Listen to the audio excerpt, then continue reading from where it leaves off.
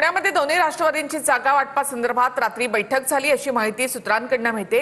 तर दोन्ही राष्ट्रवादी एकत्र आल्यानंतर जागा वाटपासंदर्भात पहिली बैठक झाली आहे।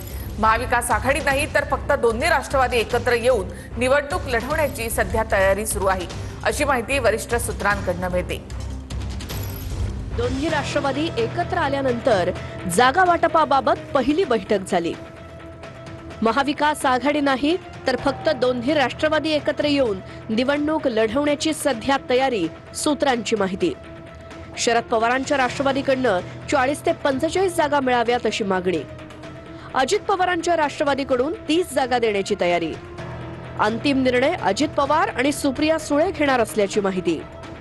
कालच्या बैठकीला अजित पवारांच्या पक्षाकडनं सुभाष जगताप, सुनील टिंगरे उपस्थित होते।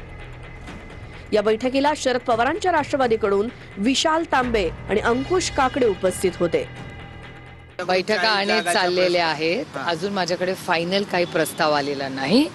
ज्या मिनिटाला प्रस्ताव येईल मी तुम्हाला स्वतः बोलून घेईन आणि तुम्हाला सगळं सांगेन।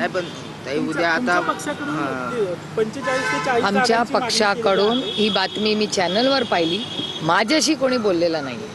पक्षाने सगळे अधिकार हे विशाल तांबे, अंकुश अण्णा आणि वंदनाताई आणि स्थानिक सगळे आमचे जे सहकारी पदाधिकारी आहेत त्यांना दिलेले आहेत।